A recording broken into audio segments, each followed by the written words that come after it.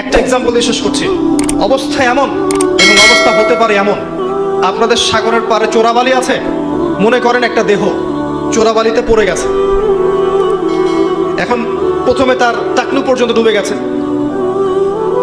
এখন সে নড়াচড়া করছে এখান থেকে বের হওয়ার জন্য। আশপাশে অনেক মানুষ, এই মানুষগুলো বলছে নড়াচড়া করো না, নড়াচড়া করো না, যদি নড়াচড়া করো তাহলে আরো ডুবে যাবে। কথা বুঝতে পারছেন?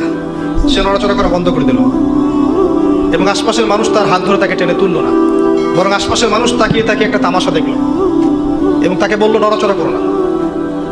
সে নড়াচড়া করলো না। কিছুক্ষণ পরে আস্তে আস্তে আস্তে আস্তে তার হাঁটু পর্যন্ত ডুবে গেল। অটোমেটিকলি নড়াচড়া না করলেও তো ডুবে না?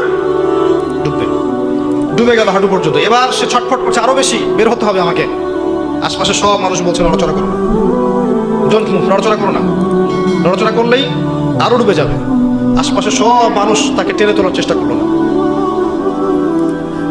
এরপরে তার কোমর ডুবলো, এরপর তার বুকটা ডুবলো, এরপর তার গলা পর্যন্ত ডুবলো। এখন তার মাথাটুকু বাকি আছে। এই মাথাটুকু আপ্রাণ চেষ্টা করছে কিভাবে এখান থেকে বের হওয়া যায়, যান বাঁচানো যায় কিভাবে। এখনো আশপাশে সব মানুষ দাঁড়িয়ে বলছে নড়াচড়া করো না, নড়াচড়া করলে যতটুকু বেঁচে আছো এতটুকু থাকতে পারো। এই অবস্থায় যদি সে আরেকটু কাল বিলম্ব করে, আজ হোক আর কাল হোক, তার ওই মাথাটুকু ডুবে যাবে ইনশাআল্লাহ।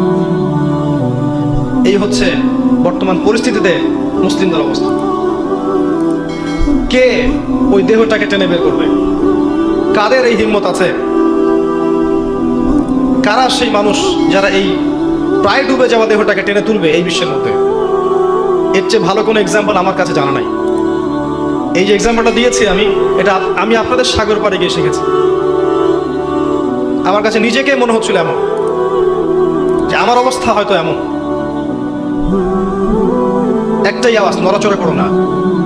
নড়াচড়া করলে যতটুকু বাকি আছে এইটুকু ডুবে যাবে। এইটুক আজ না হোক কাল ডুবেই যাবে।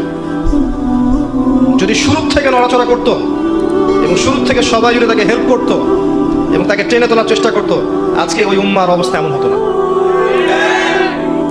এই করতে করতে করতে করতে আজকে আমাদের এই অবস্থা হচ্ছে।